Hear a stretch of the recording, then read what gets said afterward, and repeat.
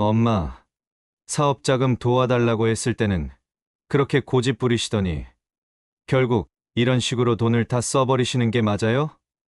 우리한테 한마디 상의도 없이요. 엄마, 저희가 그렇게 믿음이 안 갔어요? 엄마 돈이라지만 가족인데 이건 너무해요. 대체 왜 이런 결정을 하신 거예요? 너희는 평생 내 고생을 본 적이 없구나. 돈이 너희를 망치고 있어. 그걸 보는 게 엄마한테는 죽는 것보다 더 괴로운 거야. 엄마는 항상 자기만 옳다고 생각하시잖아요. 이게 진짜 가족을 위한 거라고요? 저는 이해할 수 없어요. 안녕하세요. 저는 부산 해운대구에 사는 76세 박영자입니다. 젊은 시절부터 저는 열심히 살며 자수성가로 작은 이불 가게 하나를 번듯한 상가 여러 채로 키워냈습니다. 그러다 보니 주변에서는 성공했다고들 하지만 제 인생에는 큰 아픔도 적지 않았습니다. 오늘은 돈 때문에 엇나간 제 가족 이야기, 그리고 제가 내린 결단에 대해 들려드리고자 합니다. 만약 제 이야기가 마음에 와닿으신다면 구독과 좋아요, 그리고 알림 설정도 부탁드립니다. 제가 용기 내어 이 이야기를 꺼낸 만큼 여러분께서도 공감과 위로를 나눠주시면 감사하겠습니다. 제가 처음 이불 가게를 시작한 건 제 나이 46, 1993년이었습니다. 부산 중앙시장 구석에 조그만 가게를 하나 얻어 시작했죠. 그때만 해도 남편이 건설 현장에서 일하면서 우리 가족의 생계를 책임지고 있었는데 제가 가게를 하겠다고 했을 때 많이 반대했어요. 당신이 뭘 알아서 장사를 한다고 하나 그렇게 말하더라고요. 하지만 전 결심이 섰습니다. 우리 자식들 셋을 더 잘 키우고 싶었거든요. 큰딸은 그때 고등학생, 아들은 중학생, 작은 딸은 초등학교 다니고 있었는데 애들 학원비도 보태고 싶었어요. 처음엔 정말 힘들었습니다. 아침 일찍 일어나 가게 문을 열고 밤늦게까지 장사하고 손님이 없을 때는 시장 골목골목 다니면서 이불 배달도 했어요. 그때는 지금처럼 카드도 없어서 현금으로만 거래했는데 매일 저녁이면 그날 번 돈을 꼭꼭 세어서 통장에 넣었죠. 그러다 1997년 우리 가족에게 큰 시련이 찾아왔습니다. 남편이 공사장에서 사고로 갑자기 세상을 떠난 거예요. 그때 우리 큰딸은 대학교 1학년, 아들은 고등학생, 작은 딸은 중학생이었는데 하늘이 무너지는 것 같았습니다. 하지만 전 무너질 수가 없었어요. 자식들을 위해서라도 더 강해져야 했습니다. 그때부터 제가 우리 가족의 가장이 되었죠. 낮에는 이불 가게에서 장사하고 밤에는 식당 설거지 일도 했어요. 주말엔 남의 집 이불 빨래를 받아다가 밤새도록 빨고 다림질도 했고요. 그렇게 3년을 버텼더니 2000년대 들어서면서 우리 가게가 조금씩 자리를 잡기 시작했어요. 백화점에서 파는 고급 이불도 취급하게 되었고 호텔에서 대량으로 주문도 받기 시작했죠. 우리 큰딸은 의대에 다니느라 등록금이 많이 들었지만 한 번도 늦춰본 적이 없어요. 아들은 경영학과에 들어가서 늘 사업 얘기를 했고 작은 딸은 예술을 하겠다고 디자인과로 갔죠. 자식들이 하고 싶은 공부 다 하게 해주는 게 제 꿈이었거든요. 2003년 제 인생의 전환점이 찾아왔습니다. 시장 상인회에서 부동산 투자 설명회가 있었는데 거기서 해운대 땅이 개발된다는 이야기를 들었어요. 망설임 없이 은행 대출을 받아서 해운대에 땅을 샀죠. 그때 주변에서 많이 말렸어요. 왜 멀쩡한 가게 놔두고 무리하냐고요. 하지만 전 직감적으로 알았어요. 이게 우리 가족의 인생을 바꿀 기회라는 걸요. 그리고 그 선택이 옳았다는 걸 시간이 증명해 줬습니다. 해운대가 관광특구로 지정되면서 땅값이 천정부지로 올랐고 2010년에는 그 땅에 4층짜리 상가 건물을 지었어요. 이제 우리 큰딸은 대학병원 의사가 되어서 훌륭한 의사 선생님과 결혼의 손주도 둘이나 뒀고 아들은 무역회사를 차려서 승승장구하다가 첫 결혼은 실패했지만 지금은 재혼해서 잘 살고 있죠. 작은 딸은 아직 결혼은 안 했지만 프리랜서 디자이너로 자기 길을 잘 가고 있어요. 그동안 제가 모은 재산이라면 해운대 상가 건물이 제일 크고 중앙시장의 이불가게는 아직도 장사가 잘 되니까 그대로 두고 있어요. 또 적금이랑 주식으로 모아둔 것도 꽤 되죠. 어느 정도냐고요? 글쎄요. 시가로 치면 한 200억 정도 될까요? 작년 말 제 나이 76이 되어서야 은퇴를 결심했습니다. 이제는 자식들에게 물려주고 편하게 쉬고 싶다는 생각이 들더라고요. 그래서 공정하게 나눠주기로 했어요. 큰딸에게는 해운대 상가 1층이랑 2층을, 아들에게는 3층이랑 4층을, 작은 딸한테는 중앙시장 가게와 적금을 주기로요. 자식들은 눈물을 흘리며 고마워했어요. 엄마, 이렇게 큰 선물을 어떻게 갚아야 할지. 어머니, 저희가 이제는 효도하겠습니다. 엄마, 평생 잊지 않을게요. 그때는 몰랐습니다. 이 선물이 우리 가족을 완전히 다른 방향으로 이끌어갈 거라는 걸요. 재산을 넘겨준 그날부터 자식들의 진짜 모습이 하나둘씩 드러나기 시작했으니까요. 재산을 나눠주기로 한 지 한 달. 처음에는 모든 게 평화로웠습니다. 자식들이 돌아가며 저를 모시겠다고 했고, 큰딸은 매주 건강검진을 해주겠다고 했어요. 아들은 어머니 용돈 걱정 말라며 매달 큰 돈을 약속했고, 작은 딸은 저와 함께 살면서 잘 모시겠다고 했죠. 하지만 2달이 지나면서 변화가 생기기 시작했습니다. 제일 먼저 아들이 찾아왔어요. 어머니, 사업 확장할 기회가 생겼는데 해운대 건물을 담보로 대출을 좀 받아야 할 것 같습니다. 그래서 제가 물었죠. 그동안 번 돈은 다 어디에 썼니? 아들은 머뭇거리더니 주식 투자가 좀 잘못됐어요. 라고 하더군요. 나중에 알고 보니 제가 주기로 한 상가 임대료를 담보로 주식 투자를 했다가 큰 손실을 본 모양이었어요. 아들은 점점 더 공격적으로 변해갔어요. 어느 날은 새벽 2시에 술에 취해 제 집으로 찾아왔더군요. 어머니, 저 사업 다 망했어요. 회사부도 위기예요. 제발 건물 담보 대출만이라도. 그러더니 갑자기 큰 소리를 치기 시작했어요. 어머니가 도와주시지 않으면 제가 극단적인 선택을 하겠습니다. 결국 경찰까지 오는 난리가 났죠.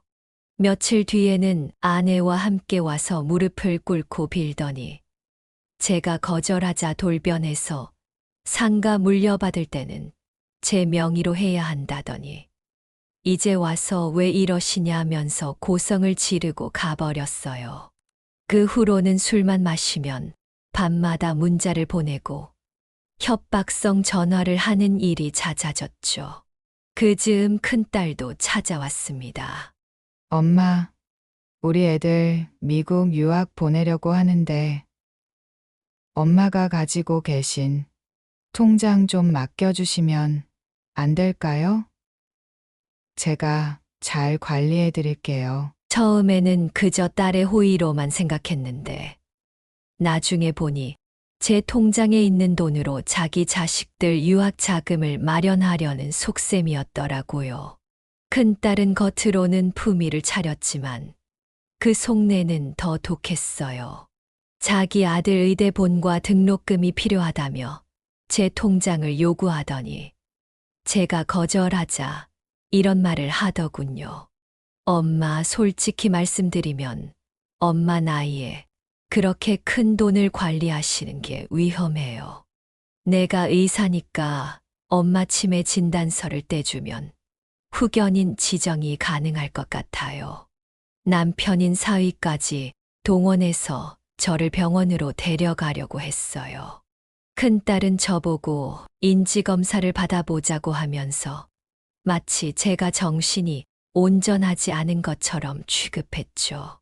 심지어 이웃들에게도 우리 엄마가 요즘 돈 관리를 잘 못하신다며 소문을 내고 다녔어요.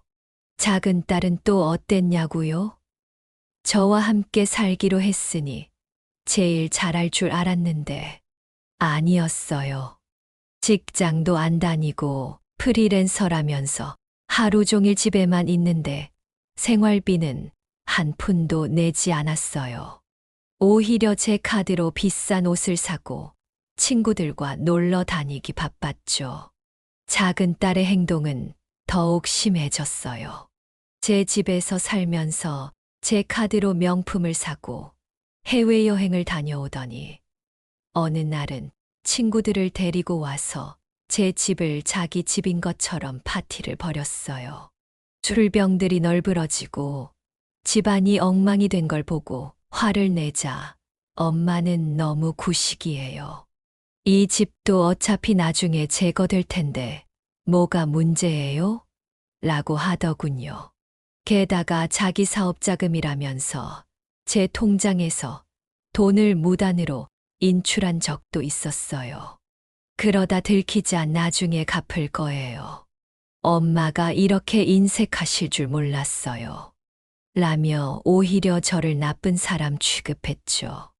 어느 날은 며느리가 몰래 제 통장을 가져가서 재테크를 했다가 큰 손실을 본 일도 있었어요. 제가 항상 비상금으로 가지고 있던 2억을 가져가서 가상화폐에 투자했다가 다 날린 거죠. 며느리는 무릎 꿇고 빌더니 남편인 제 아들에게는 절대 말하지 말아달라고 했어요. 며느리는 더 교묘했어요. 제가 아플 때마다 친절하게 병원에 모시고 다니더니 나중에 보니 그게 다 보험금을 타내기 위한 수작이었어요. 제 명의로 고액의 보험에 가입해놓고 보험금을 타내기 위해 일부러 저를 위험한 상황에 노출시켰던 거죠. 거기다 제 도장을 몰래 복제해서 은행 대출까지 알아보고 다녔다는 사실도 알게 됐어요. 심지어 아들 몰래 부동산에 제 상가 건물을 내놓고 다녔다는 말도 들려왔죠. 이런 사실을 알게 되자 며느리는 저에게 무릎을 꿇고 빌면서 어머님, 제가 잘못했어요. 그동안 빚이 너무 많이 쌓여서 라고 고백했어요. 상황이 이쯤 되니 손주들까지 나서기 시작했습니다. 큰딸의 의대생 아들이 할머니, 나중에 병원 차릴 때 지원해 주실 거죠? 라고 하더니 작은 딸의 대학생 딸은 할머니가 나한테 해운대에 가게 하나는 주실 거라고 믿어요. 이러더라고요. 자식들 사이에서도 갈등이 시작됐어요. 큰딸이 남동생은 이미 받은 재산으로 투자해서 날렸으니까 더는 받으면 안 된다고 하자 아들은 누나는 남편이 의사라서 잘 살면서 왜 그러냐며 다투기 시작했어요. 작은 딸은 언니 오빠는 벌써 돈 다 받았는데 나는 가게 하나로 끝이냐면서 불평했고요. 이러다 결정적인 사건이 일어났습니다. 아들네 가족이 저녁 식사를 하러 왔다가 며느리가 술을 좀 마시고 실수로 가상화폐 투자 이야기를 꺼낸 거예요. 순식간에 집안이 발칵 뒤집혔죠. 아들은 며느리에게 대성통곡을 하고 큰딸은 제가 모은 돈을 자기가 관리해야 한다며 나서고 작은 딸은 이참에 재산을 다시 나눠야 한다고 주장했어요. 그날 밤 혼자 옥상에 올라가 밤하늘을 보면서 많은 생각이 들었습니다. 제가 평생 모은 재산이 우리 가족을 이렇게 만들어버렸다는 게 너무 가슴 아팠어요. 돈 앞에서 서로를 헐뜯고 의심하고 다투는 모습을 보는 게 너무 힘들었습니다. 다음 날 아침 변호사 사무실을 찾아갔어요. 이제는 제가 무언가 결단을 내려야 할 때라고 생각했거든요. 자식들 모르게 제가 가진 모든 부동산과 재산을 정리할 방법을 찾아야겠다고 마음먹었습니다. 하지만 그 전에 마지막으로 한 번 더 자식들의 진심을 시험해 보고 싶었어요. 그래서 계획을 세웠죠. 제가 자식들에게 어떤 시험을 했느냐고요. 제가 세운 계획은 이랬습니다.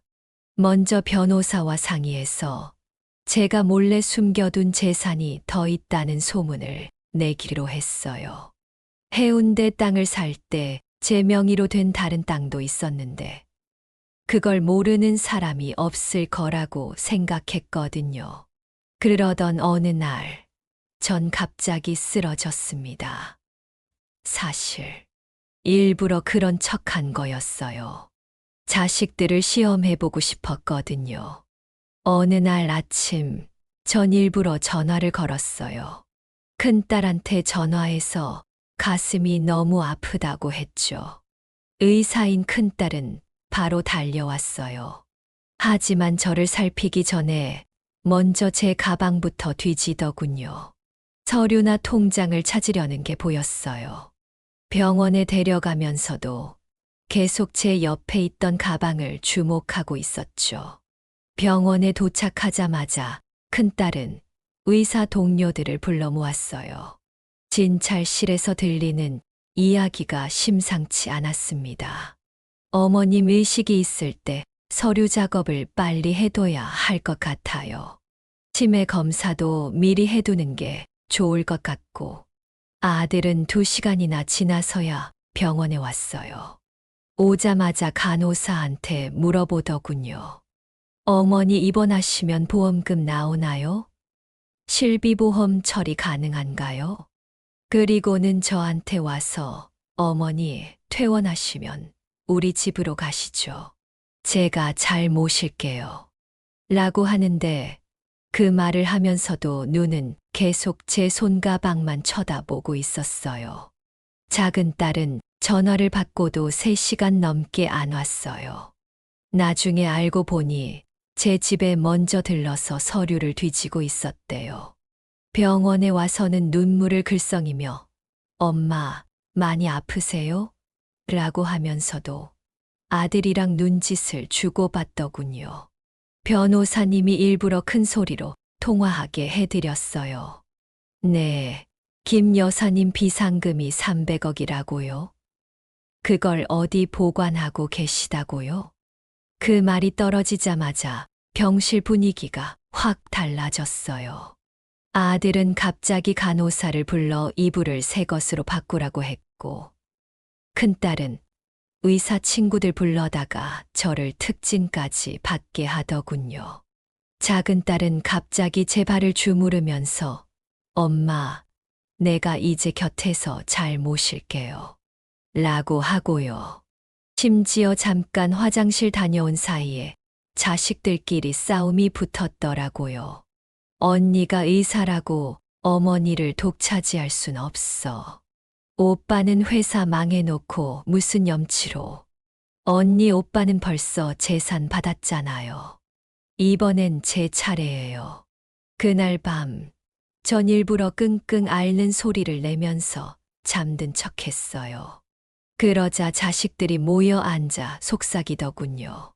저기 서류 가방 안에 뭐가 있을까? 통장이나 도장은 어디 있을까? 우리 지금 찾아볼까? 결국 제가 잠든 줄 알고 조용히 가방을 뒤지기 시작하더라고요. 그때 전 눈을 번쩍 떴죠. 뭘 찾고 있니? 자식들은 마치 도둑이라도 잡힌 듯 당황해서 서로에게 책임을 밀었어요. 오빠가 하자고 했어. 아니야, 언니가 먼저. 다음 날 아침, 전 멀쩡하게 일어나 퇴원 수속을 밟았어요. 놀란 자식들이 말렸지만 전 이미 충분히 다 봤거든요. 그들의 진심을. 그 일이 있고 난 뒤 자식들의 태도가 완전히 달라졌어요. 이제는 누가 더 효자인지 경쟁이라도 하듯 서로 저를 챙기기 시작했죠. 큰딸은 매일 아침 7시에 출근하기 전에 들러서 혈압을 재주고 영양제를 놓고 갔어요. 명품 백도 사다 주고 비싼 한약도 지어왔죠. 심지어 자기 병원에 VIP 병실을 하나 비워두고 어머니 전용 병실이라고 써붙이기까지 했어요. 엄마, 이제부터는 제가 주치의가 되어 드릴게요. 스문의 시간 언제든 연락하세요. 아들은 더 심했어요. 회사 일도 제쳐두고 매일 저녁을 저와 함께 하겠다고 했죠. 비싼 식당은 죄다 예약해 놓고 주말마다 관광지로 모시고 다니겠다고 했어요. 어머니, 이번 주말에는 제주도 가실래요? 1등석으로 모시고 가겠습니다. 그러더니 아예 제 집 앞으로 자기 사무실을 옮기겠다고 하더군요. 작은 딸은 갑자기 집안일에 열성을 보였어요. 매일 청소하고 빨래하고 요리까지 하겠다고 나서더니 아예 자기 방을 내놓고 제 집으로 이사 오겠다고 했죠. 엄마, 제가 이제는 철이 들었어요. 평생 엄마 곁에서 효도하면서 살게요. 며느리는 또 어땠냐고요. 매일 아침 도시락을 싸왔어요.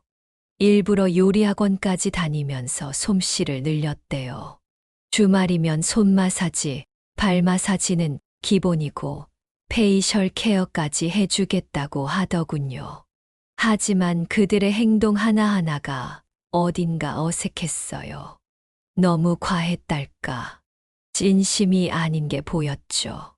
특히 그들끼리 있을 때의 모습은 달랐어요. 제가 잠깐 화장실에 간 사이에 이런 대화를 나누는 걸 들었죠. 언니, 우리 순서 정해요. 어머니 모시는 날짜 겹치면 안 되잖아요. 그래. 널 보니까 불안해서 그래. 300억이면 셋이 나눠도 100억씩인데. 오빠, 언니, 우리 일단 6개월만 참아요. 엄마 마음 돌리면 되잖아요. 식사할 때도 서로 저를 독점하려고 했어요. 어머니, 이번 주말은 제가 예약해 놓은 곳이 있어요. 안 돼요. 오빠, 이번 주말은 내가 먼저 말했잖아요. 야, 너희들 다 비켜. 어머니 건강검진은 내가 먼저 잡아놨어. 심지어 선물도 서로 비교하면서 경쟁하듯 했죠. 엄마, 제가 사온 한약이 더 좋은 거예요. 오빠가 사온 건 효과도 없어요. 어머니, 언니가 사온 가방 말고 제가 사온 걸 매시는 게 어떠세요? 그러다가 결정적인 장면을 목격했어요. 자식들이 편의점 앞에 모여서 서로 의견을 조율하는 걸 우연히 보게 된 거죠. 야, 이제 우리 작전 회의하자. 어머니, 비상금이 어디 있는지 알아내려면 어떻게 해야 할까? 나는 어머니 방을 맡을 테니 너희는 창고랑 계단 밑을 뒤져봐. 그래도 우리끼리는 공평하게 나누기로 하는 거지. 그걸 보는 순간 전 모든 걸 깨달았어요. 자식들의 달라진 행동이 결국은 300억이라는 돈 때문이었다는 걸. 그래서 결심했죠. 이제는 정말 끝을 내야겠다고. 하지만 전 이미 마음을 정했습니다. 변호사를 통해 모든 재산을 정리했어요. 해운대 상가 건물도 매각하고 이불 가게도 정리했죠. 그리고 그 돈으로 새로운 계획을 세웠습니다. 자식들을 한자리에 모았어요. 다들 제 비밀 재산을 기대하면서 왔겠죠? 하지만 제가 꺼낸 건 노인복지센터 설립 계획서였습니다. 내가 평생 모은 재산으로 노인복지센터를 세우려고 해. 나처럼 돈 때문에 자식들에게 상처받은 어르신들을 위한 곳으로 만들 거야. 자식들의 얼굴이 하얗게 변했습니다. 엄마, 그럴 순 없어요. 어머니, 우리가 잘못했습니다. 다시 한 번만 기회를 주세요. 엄마, 제발요. 하지만 전 단호했습니다. 이미 모든 절차가 끝났다. 너희에게는 각자 독립해서 살 수 있을 만큼의 금액만 남겨뒀으니 이제는 스스로의 힘으로 살아가거라. 복지센터 건립 계획을 발표하고 난 후 예상치 못한 일들이 벌어졌어요. 큰딸이 먼저 움직였죠. 엄마, 그렇게 큰 사업을 누가 운영하실 거예요?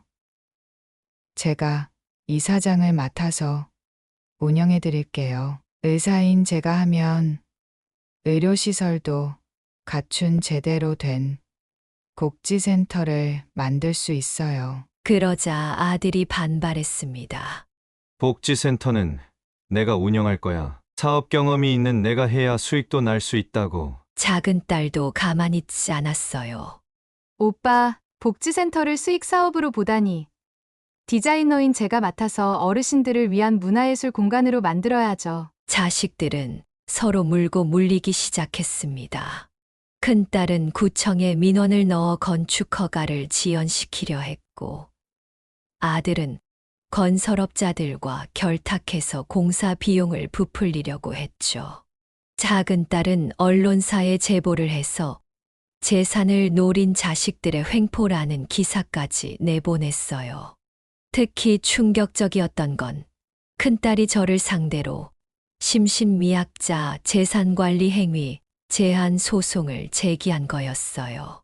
의사인 자기가 보기에 제가 치매 초기 증상이 있다면서 복지센터 건립 결정이 정상적인 판단이 아니라고 주장한 거죠. 아들은 더 교활했어요. 복지센터 부지 근처 땅을 몰래 사들이더니 주변 시세를 띄워서 수익을 노리고 있었죠.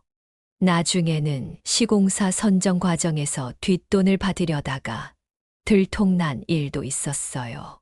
작은 딸은 복지센터 인테리어를 자기 회사가 맡아야 한다며 다른 업체들을 협박하고 다녔죠. 심지어 자기 이름으로 된 복지재단을 먼저 만들어서 저희 사업을 방해하려고도 했어요. 결정적인 사건은 어느 날 밤에 벌어졌습니다. 세 남매가 제 집에 모여서 서로 고성을 지르며 싸우다가 급기야 서류 뭉치를 던지고 멱살잡이까지 하는 일이 벌어진 거예요. 경찰이 출동했고 이웃들까지 난리가 났죠. 경찰서에서 자식들은 각자 저를 자기 편으로 만들려고 애원하고 호소했어요. 하지만 그들의 눈빛에서 진심은 찾아볼 수 없었죠. 오직 돈에 대한 집착만이 가득했습니다. 그날 밤 경찰서에서 돌아오는 길에 결심했어요. 이제는 정말 돌이킬 수 없는 선택을 해야 할 때라고요.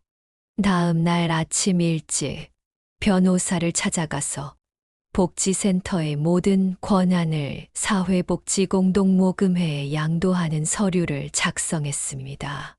사회복지공동모금회의 모든 권한을 양도하고 나니 마음이 이상하리만큼 평온해졌어요. 자식들은 한동안 제게 연락도 하지 않았죠. 아마 더 이상 자신들이 취할 것이 없다는 걸 알았던 것 같아요. 저는 제가 평생 장사하던 중앙시장 근처에 작은 원룸을 얻어 혼자 살기 시작했어요. 매일 아침 시장 구경을 다니고 오후에는 복지센터 건립 현장을 들여다보는 게 일과가 됐죠. 처음에는 많이 외로웠어요. 하지만 시간이 지날수록 이런 생활이 나쁘지 않다는 생각이 들었습니다. 그러던 어느 날 시장에서 오래전 단골 손님을 만났어요. 젊었을 때부터 제 가게에서 이불을 사 가시던 할머니였죠. 그분이 제게 물었어요. 영자 씨, 요즘 얼굴이 좋아 보이네. 복지센터에 재산 다 줬다면서. 후회는 없어요? 전 웃으면서 대답했죠. 후회요. 그런 건 없어요. 오히려 이제 더 편해졌다 하는 게 맞을 것 같네요. 복지센터는 1년 뒤에 완공됐습니다. 개원식 날 자식들은 오지 않았어요. 대신 중앙시장의 상인들, 오랜 단골 손님들, 그리고 이제는 친구가 된 다른 어르신들이 와주셨죠. 이제 저는 매주 2번씩 복지센터에서 이불 손질 자원봉사를 합니다. 제가 평생 해온 일이니까요. 가끔 TV에서 저희 복지센터 소식이 나올 때면 자식들도 보고 있겠지 하는 생각이 들어요. 얼마 전에는 작은 딸이 메시지를 하나 보냈더군요. 엄마, 잘 지내시죠? 저는 이제 프랑스로 떠나요. 그동안 죄송했습니다. 답장은 하지 않았어요. 그저 잘 되기를 바라는 마음뿐이었죠. 아들 소식은 주변 사람들을 통해 가끔 듣곤 해요. 결국 회사는 부도가 났고 빚 때문에 도망 다니고 있다고 하더군요. 며느리와도 이혼했다고 합니다. 한때는 저를 찾아와 사정하던 모습이 떠올라 마음이 아프기도 했지만 이제는 그저 먼 산 보듯 합니다. 얼마 전에는 아들이 복지센터 주변에서 목격됐다는 이야기를 들었어요. 센터 직원이 말해주더군요. 멀찍이 서서 한참을 바라보다가 갔다고 해요. 찾아오지는 못하고 그래도 어떤 마음이었는지는 이해가 갑니다. 어머니에 대한 그리움과 자책감, 그리고 아직도 남아있는 욕심이 뒤섞여 있었겠죠. 큰딸은 좀 더 달라졌어요. 제가 하는 복지센터를 고소하려다가 실패하고 나서 병원 일에만 전념한다고 하더군요. 저를 상대로 치매 진단을 시도했던 일이 알려지면서 큰딸은 의료계에서도 한동안 힘들었다고 해요. 요즘은 말년을 보내는 환자들을 돌보면서 살아간다고 하네요. 어쩌면 저와의 일을 겪으면서 무언가를 깨달은 걸지도 모르겠어요. 사실 이런 소식들은 굳이 알고 싶지 않지만 이웃들이나 지인들이 전해주는 이야기를 통해 자연스럽게 듣게 되죠. 자식들 모두 각자의 방식대로 살아가고 있을 테고 저 또한 제 방식대로 살아가고 있습니다. 가끔 손주들이 생각나기도 해요. 하지만 그 아이들도 이제는 다 컸을 테고 어쩌면 그들에게는 제가 한때 따뜻했던 할머니로만 기억되겠죠. 그래도 괜찮아요. 모든 관계가 영원할 수는 없으니까요. 이제는 더 이상 자식들의 소식에 일희일비하지 않아요. 그들의 삶이 있듯이 저에게도 제 삶이 있으니까요. 매일 복지센터에서 만나는 어르신들과 함께하는 시간이 제게는 더 소중해졌어요. 해운대 바닷가를 걸으며 생각합니다. 인생이란 게 참 묘하다고요. 제가 평생 모은 재산이 결국은 저를 자유롭게 만들어준 셈이니까요. 돈을 완전히 놓아버리고 나니 오히려 더 풍요로워진 것 같아요. 가끔 사람들이 물어봐요. 왜 자식들을 용서하고 다시 만나지 않느냐고요. 하지만 전 이제 알아요. 모든 관계가 꼭 화해로 끝나야 하는 건 아니라는 걸요. 때로는 서로를 놓아주는 것도 사랑하는 방법일 수 있다는 걸요. 지금 저는 행복합니다. 매일 아침 일어나면 시장 할머니들과 커피 한잔하고 복지센터에서 다른 어르신들과 이야기 나누며 지내요.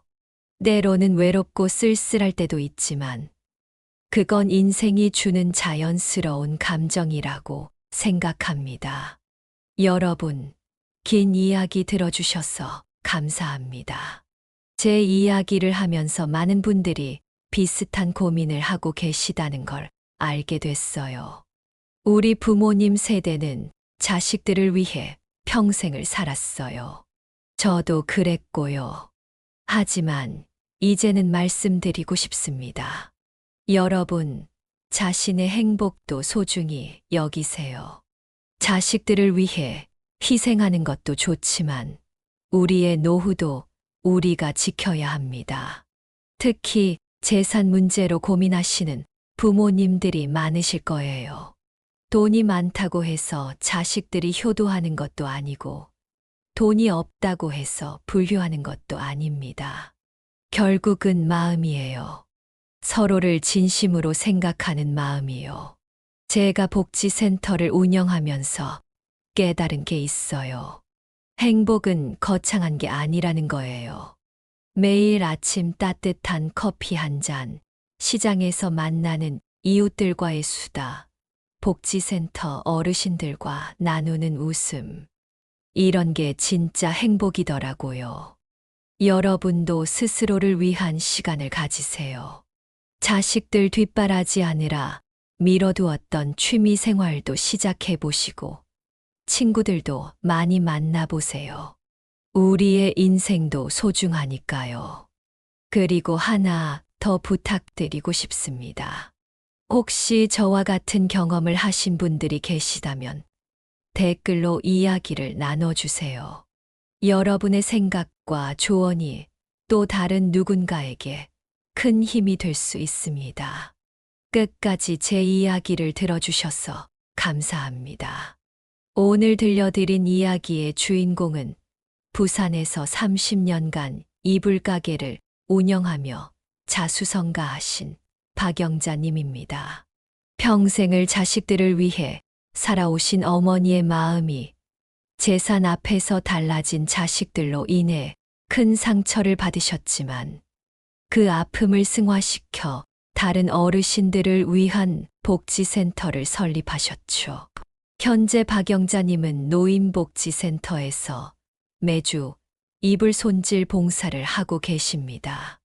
돈이 전부가 아니라는 것, 진정한 행복이 무엇인지를 몸소 보여주신 분이었습니다. 여러분의 노후는 안녕하신가요? 오늘 이야기가 여러분께 작은 위로와 깨달음이 되었길 바랍니다. 다음 시간에는 또 다른 분의 이야기로 찾아뵙겠습니다. 시청해주신 여러분, 감사합니다. 구독과 좋아요, 알림 설정도 꼭 부탁드립니다. 앞으로도 더 많은 이야기를 통해 여러분과 소통하고 싶습니다.